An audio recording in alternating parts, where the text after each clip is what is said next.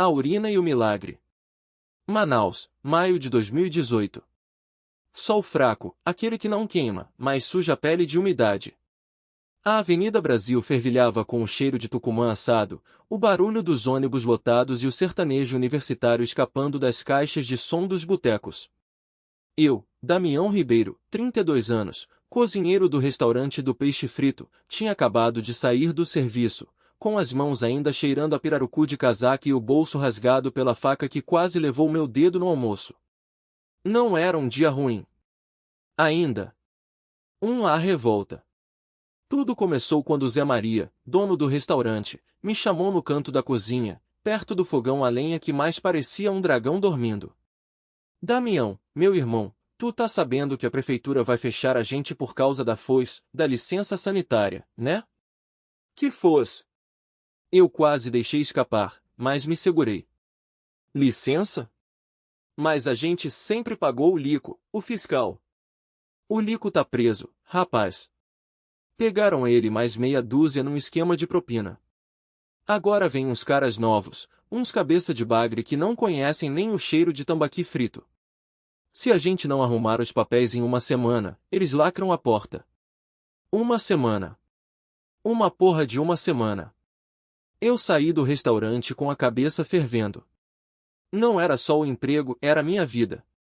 Eu tinha saído da favela do Jorge Teixeira fazendo bico em barraca de pastel, subido para cozinheiro de restaurante, e agora? Voltar para onde? Para vender tacacá na rua como meu velho, com as costas quebradas antes dos 40? Passei pela Praça da Saudade, onde umas meninas da UFAM dançavam forró no coreto, e o som da sanfona me irritou mais do que acalmou. Tudo bem para elas, pensei. Filhinhas de papai, estudando de graça, enquanto a gente se fode. Foi quando vi a igreja. Não era qualquer igreja. Era a paróquia Nossa Senhora Aparecida, ali na Avenida Brasil, quase esquina com a Rua 10 de Julho. Branca, simples, com a santa no alto, olhando pra gente como se soubesse de tudo. Eu não era de rezar desde que minha mãe morreu, Deus e eu tivemos um desentendimento, mas naquele dia, a raiva foi maior que a descrença.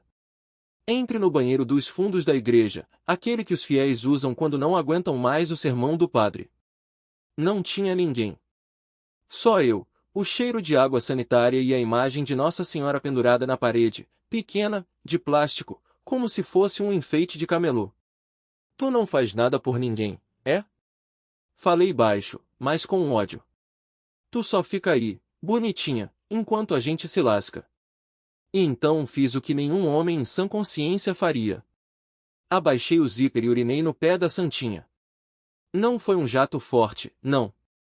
Foi um gesto de desespero, como se aquilo fosse cuspir no destino. Quando terminei, senti nojo de mim mesmo. Que merda eu fiz, pensei. Mas já estava feito. Saí do banheiro, lavei as mãos na pia do lado de fora, e quando olhei no espelho, não reconheci meu próprio rosto. Era o rosto de um homem que tinha acabado de queimar a última ponte.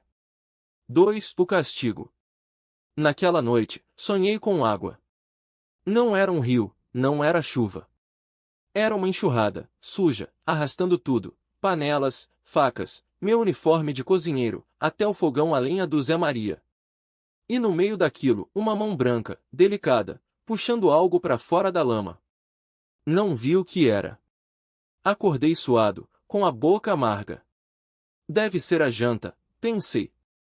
Tinham sobrado uns pedaços de pirarucu queimado, e eu comi sem pensar. Mas o pressentimento não saiu. No dia seguinte, o Zé Maria me ligou às 6 da manhã, a voz rouca de cerveja e desesperança. Damião, os caras vieram. Lacraram a porta. A gente tá ferrado. Fui correndo. Quando cheguei na Avenida Brasil, vi o selo da vigilância sanitária colado na porta do restaurante, como um túmulo. Dentro, pelo vidro, dava para ver as mesas viradas, os pratos quebrados no chão. Roubaram até o sal, pensei. E agora? Perguntei, mais para mim do que pro Zé. Agora a gente vai ter que arrumar grana para advogado, para multa, para tudo, ou então. O cheiro do pirarucu e o sangue da virgem. Zé Maria cuspiu no chão, os olhos vermelhos como pimenta de cheiro. O sol fraco de maio não esquecia ninguém, mas naquele momento, parecia que só nós dois éramos os condenados da Avenida Brasil. Ou então a gente quebra tudo e foge pra Colômbia, ele completou, coçando a barba por fazer. Eu ri sem graça. Zé sempre teve soluções de filme de bandido, mas a gente não passava de dois cozinheiros com as mãos cheias de calos e o bolso vazio. O restaurante do Damião, meu sonho de 5 anos, tinha virado pó em uma noite. E o pior, eu sabia quem tinha feito aquilo. Foi o Seixas, falei baixo, como se o nome sozinho pudesse chamar o diabo. Seixas era um agiota que emprestava dinheiro com juros que fariam até o capeta suar. Eu devia 3 meses de pagamentos, e ele tinha me avisado, ou você paga, ou eu faço seu negócio virar cinza, Damião. E cinza não tem gosto, não enche barriga de ninguém. Zé Maria olhou pra mim, sério. Você tá pensando em fazer o quê? Ir lá e pedir pra ele te dar mais prazo? Esse cara não tem coração, irmão. Ele come criancinha no café da manhã. Eu não respondi. Porque a verdade é que eu já tinha um plano. Um plano ruim. Um plano que me deixou com as mãos tremendo só de pensar. 3 horas depois, eu estava na porta do bar do Chico, onde Seixas fazia suas reuniões. O lugar fedia cerveja azeda e urina de bêbado. No palco, uma banda de sertanejo universitário tocava Coração na contramão enquanto umas garotas dançavam em cima das mesas, os shorts tão curtos que davam dó. Damião, meu amigo. Seixas me recebeu com um abraço falso, o cheiro de colônia barata e cigarro grudado na camisa social amarrotada. Que surpresa! Veio me pagar? Eu engoli seco. Não. Veio me pedir um favor. Ele riu, mostrando os dentes amarelos. Favor? Eu não faço favor, Damião. Eu faço negócio. Eu sei onde tem uma imagem de Nossa Senhora Aparecida. Uma das antigas, das que sumiram da igreja lá pros lados da cachoeirinha. Seixas ficou quieto. Os olhos dele brilharam como os de um urubu que viu carne podre. Você tá falando daquela que dizem que chora? Eu assentir. É. E eu sei onde ela tá. Não era mentira. Não totalmente. A imagem existia. Mas não era minha. Pertencia a Dona Maria do Céu, uma velha beata que morava num barraco na Rua dos Andradas, perto do mercado Adolfo Lisboa. Ela jurava que a santa tinha aparecido para ela num sonho e dito, guarda-me, filha, que um dia eu vou precisar de você. Eu tinha visto a imagem uma vez, quando levei um prato de peixe frito para Dona Maria do Céu. Era pequena, de madeira escura, com um rosto desgastado pelo tempo. Mas tinha algo nela, uma coisa que fazia a gente parar e olhar 2 vezes. E o que você quer em troca? Seixas perguntou, já calculando. Os meus 3 meses de dívida. E você deixa meu restaurante em paz. Ele sorriu, como se já tivesse ganho. Trato feito. Mas se você tá me enrolando, Damião, ele passou o dedo na garganta. Você sabe. Naquela noite, eu voltei para a Rua dos Andradas com um nó na garganta. Dona Maria do Céu estava sentada na cadeira de balanço, rezando o terço. Quando me viu, sorriu. Meu filho, que bom que veio. Tava sentindo sua falta. Eu não conseguia olhar nos olhos dela. Dona Maria, eu preciso da imagem. Só por um tempo. Ela parou de rezar. O silêncio ficou pesado como o ar antes da chuva. Por quê? É para salvar meu restaurante. Eles vão destruir tudo. Ela suspirou, fechou os olhos. E você acha que Nossa Senhora ia querer isso? Que ela ia querer ser usada para pagar dívida de jogo e agiota? Não é jogo. Gritei, sem querer. É minha vida. Dona Maria do Céu se levantou, devagar. Foi até o quarto e voltou com a imagem envolta num pano branco. Leva, ela disse, colocando na minha mão. Mas lembra, o que é emprestado, tem que voltar. E ela não é minha. É dela. Seixas me esperava num galpão abandonado perto do porto de Manaus. O lugar cheirava a mofo e óleo queimado. Quando ele viu a imagem, os olhos dele brilharam como os de um louco. É ela, ele sussurrou, passando os dedos pela madeira. Eu sabia que você não estava mentindo. Mas aí, algo aconteceu. Uma lágrima esque. A lágrima e o fogo. A lágrima escorreu do rosto de Nossa Senhora Aparecida. Não foi um pingar lento, não. Foi como se a madeira, seca pelo tempo, de repente chorasse. Uma gota grossa, escura como breu, que caiu bem no meio da palma da minha mão. Eu senti o peso dela, quente, quase queimando. Seixas recuou como se tivesse levado um tiro. Que porra é essa? Ele gritou, esbarrando numa caixa de peixe podre que rolou pelo chão. Eu não respondi. Não podia. Minha garganta tinha virado areia. Porque eu sabia. Aquela lágrima não era água, não era tinta, não era nada que a lógica explicasse. Era como se a santa, ali, dentro daqueles 30 centímetros de madeira escura, tivesse olhado para mim. E não gostado do que viu. Você trouxe uma coisa errada, Zé. Seixas sacou o revólver. O cano tremia, mas a voz não. Isso não é imagem de santo. Isso é azougue. Eu ri. Um riso seco, de nervoso. Azougue é você, seu filho da puta. Acha que Nossa Senhora ia deixar você fazer merda com ela? Ele não hesitou. O tiro ecoou no galpão como um trovão. A bala passou raspando minha orelha, queimando o ar. Eu me joguei atrás de umas caixas de cerveja vazias, o cheiro de pólvora misturado com o mofo do lugar. Corra, Zé! Berrei para mim mesmo, porque não tinha mais ninguém para me salvar. Mas era tarde. Seixas já vinha vindo, o revólver apontado para minha testa. E foi aí que ouvi o barulho. Não foi um som. Foi um estrondo de dentro. Como se o chão do galpão tivesse se aberto e o inferno resolvesse dar um recado. As paredes tremeram. As janelas quebradas chacoalharam. E então, ela apareceu. Não, não foi Nossa Senhora que desceu do céu com anjos e trombetas. Foi Dona Maria do Céu. Ela entrou pelo portão de madeira podre como se fosse dona do lugar, vestida de branco, o terço na mão, os olhos tão negros que pareciam furar a alma. E atrás dela, uma multidão. Ó, Seixas! Ela gritou, a voz cortando o ar como uma faca. Você acha que pode mexer com o que é sagrado e sair impune? Era a turma do sertanejo universitário da UFOM. Os caras que eu via todo mês no Arraia do Pavulagem, dançando de botina e chapéu de palha, agora vinham em fila, alguns com terços, outros com facões. O pessoal da Avenida Brasil tinha ouvido os tiros. E quando o povo de Manaus ouve tiro perto do porto, não chama a polícia. Chama a fé. Seixas olhou para um lado, pro outro, o revólver ainda na mão, mas os dedos já moles. Isso aqui é louco, ele murmurou. Não, meu filho, Dona Maria do Céu avançou, o terço balançando.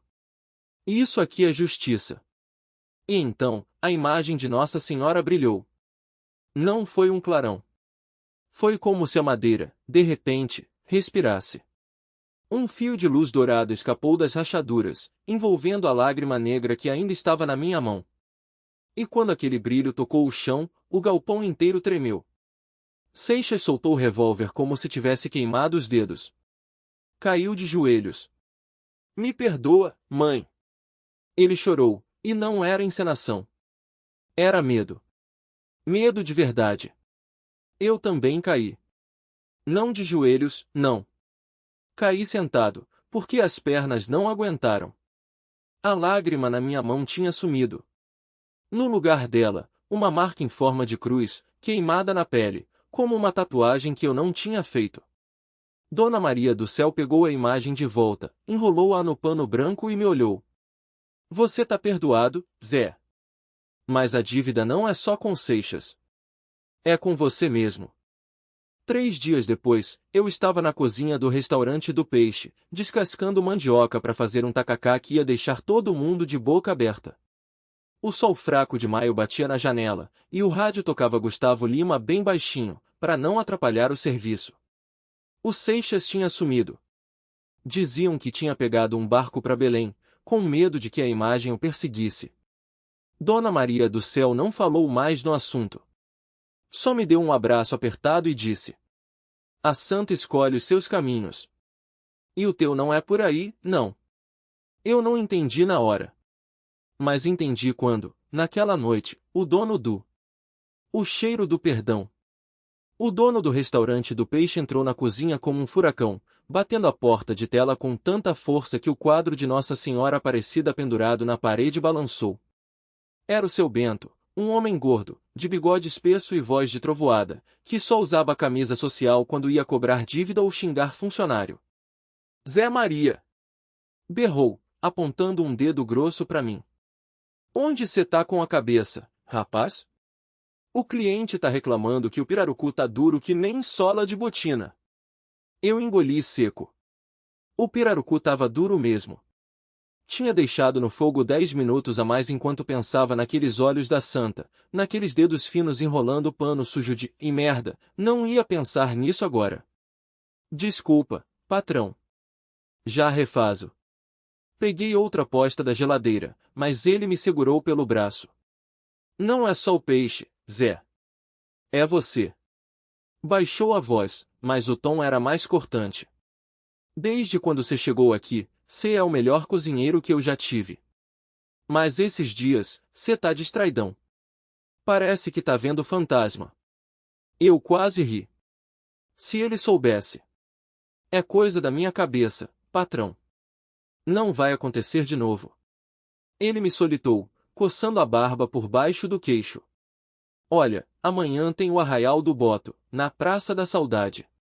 A universidade tá organizando, vai ter até o Gustavo Lima de novo, aquele tal de sertanejo universitário que os moleque ama. Eu quero que você faça um buffet para 300 pessoas. Se der certo, você ganha um aumento. Se der errado", fez um gesto com a mão, como se estivesse cortando uma garganta.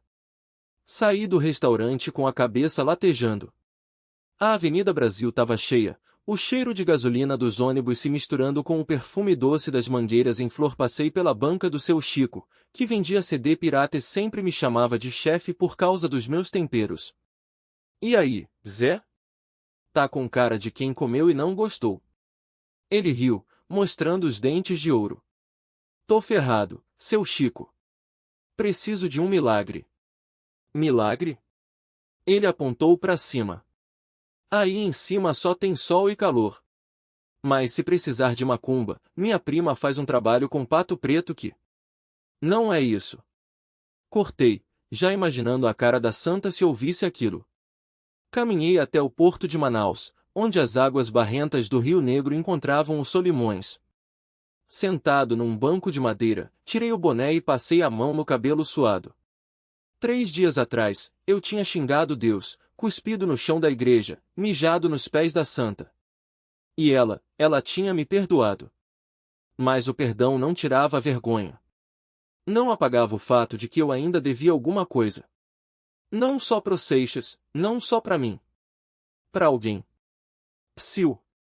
Levantei a cabeça. Uma menina, uns 10 anos, magra que dava dó, estava parada na minha frente, segurando um prato de isopor com resto de peixe frito. "O senhor é o cozinheiro do restaurante do Peixe?" "Sou." "Por quê?" Ela estendeu o prato. "Minha mãe disse que o senhor faz a melhor moqueca da cidade. Mas hoje estava salgada pra caramba." Fiquei sem graça. "Desculpa, pequena. Amanhã eu faço uma só pra você, sem sal." "Não é pra mim." Ela olhou pro chão. "É pra minha avó. Ela tá doente, não pode comer coisa ruim." Algo apertou meu peito. "Onde ela mora?" "Lá no Educandos, perto da igrejinha de Nossa Senhora Aparecida." Meu sangue gelou. "Qual igrejinha?" "Aquela pequena, de madeira. Todo mundo fala que ela é milagrosa." Engoli em seco. Não podia ser. "E sua avó, como é que ela se chama?" "Dona Maria." Maria do Céu. O mundo girou. A menina era a neta da Dona Maria do Céu? Aquela mesma que tinha me abraçado, que tinha dito que a santa escolhe os seus caminhos. "Você, Você é parenta do Seixas? Ela fez que não com a cabeça. Seixas? Não conheço não. Minha mãe diz que ele sumiu faz tempo. Diz que ele roubou a imagem da santa e que ela foi atrás dele. Meu coração batia tão forte que doía. E sua avó, ela tá muito doente? Os médicos falou que é coisa do coração, ela completou, baixando os olhos. Disseram que é coisa do coração, mas vó fala que é saudade. Saudade de uma promessa que ela fez e não cumpriu. A menina mexeu nos dedos, nervosa. Eu senti o cheiro de peixe frito vindo das barracas da feira da Paner, misturado ao mato úmido depois da chuva fina que tinha caído de manhã. O sol fraco de maio não esquecia Manaus, mas também não aquecia direito. Era como se a cidade estivesse suspensa entre o calor e a melancolia. Qual promessa? Perguntei, já sabendo a resposta. Ela prometeu que, se a santa salvasse o meu tio quando ele estava no hospital, ela ia levar a imagem de Nossa Senhora Aparecida para ser benzida na catedral. Mas aí... A menina hesitou. Aí o homem que estava cuidando da igrejinha sumiu com a santa. Minha avó ficou doente de tristeza. Meus joelhos tremiam. Eu era aquele homem. Eu, Seixas, o cozinheiro que tinha roubado a imagem sagrada numa noite de desespero, depois de perder tudo no jogo e ser traído pelos próprios comparsas. Eu, que tinha urinado bêbado nos pés da Virgem, xingando-a por não me ouvir, antes de sumir com ela como último ato de revolta contra um Deus que, eu achava, me tinha abandonado. Mas a santa não me abandonou. Ela me seguiu. Onde sua avó tá agora? Perguntei, a voz rouca. No hospital adventista, na Brasil. Os médicos falam que ela não aguenta mais. Ela olhou para mim com os olhos grandes, cheios d'água. Você conhece minha avó? Conhecia. Dona Maria do Céu era a única pessoa que tinha me dado comida quando eu estava morando debaixo da ponte do Rio Negro, depois que perdi o emprego no restaurante Cheiro Verde por causa das dívidas. Ela me levou para a casa dela, me deu um prato de tambaqui na brasa com farinha d'água, e disse, filho, a santa escolhe os seus caminhos. Mesmo quando a gente acha que está perdido, ela está guiando a gente para algum lugar. Eu não tinha acreditado nela. Até aquele dia. Leva eu lá, falei, já me levantando. O ônibus lotado cheirava a suor e gasolina. A menina, Luzia, seguiu quieta ao meu lado, enquanto eu apertava a mochila contra o peito. Dentro dela, embrulhada num pano surrado, estava a imagem de Nossa Senhora Aparecida, a mesma que eu tinha roubado meses atrás, a mesma que, desde então, aparecia e desaparecia nos lugares mais improváveis da minha vida. No armário do aluguel que peguei em Flores, dentro da panela de ferro onde eu fazia pirão, até no bolso da minha calça, quando acordei numa manhã depois de uma bebedeira épica no bar do Zé Pelado, lá na rua 10 de Julho. Chegamos ao hospital e o cheiro de álcool em gel misturado com desinfetante me deu náusea. Dona Maria estava num leito estreito, os cabelos brancos espalhados no travesseiro, a pele amarelada. Quando me viu, seus olhos se arregalaram. Seixas, ela sussurrou. Você voltou. Voltei, Dona Maria. Abri a mochila devagar. E trouxe o que é seu. Ela estendeu a mão trêmula, tocou o rosto da santa, e as lágrimas caíram como chuva de maio. Não eram só de alívio. Eram de algo maior, algo que eu não conseguia nomear. Eu sabia que você ia trazer ela de volta, ela disse. A santa não desiste da gente, meu filho. Mesmo quando a gente desiste dela. De repente, os monitores ao lado da cama apitaram. Uma enfermeira correu para dentro do quarto, assustada. O que está acontecendo? Luzia gritou. Dona Maria sorriu. Um sorriso tão largo que parecia iluminar o quarto todo. Tá vendo, Seixas? Ela falou, a voz mais forte agora. Ela tá me lavando. Lavando todos os meus pecados, e os seus também. Os médicos não entenderam. Os exames mostravam que o coração dela, de repente, estava bom. Como se alguma coisa tivesse limpado as artérias, renovado as veias, dado nova vida ao que estava morto. Eu saí do hospital com Luzia, O sol fraco de maio agora quebrando nas poças da Avenida Brasil. No bolso, eu senti o peso de uma moeda de R$ 1, a última que eu tinha, que Dona Maria insistiu que eu guardasse. Isso é para você começar de novo, ela tinha dito. Naquela noite, fui probar do Zé Pelado pela última vez. Descobri que os pequenos gestos podem salvar uma alma.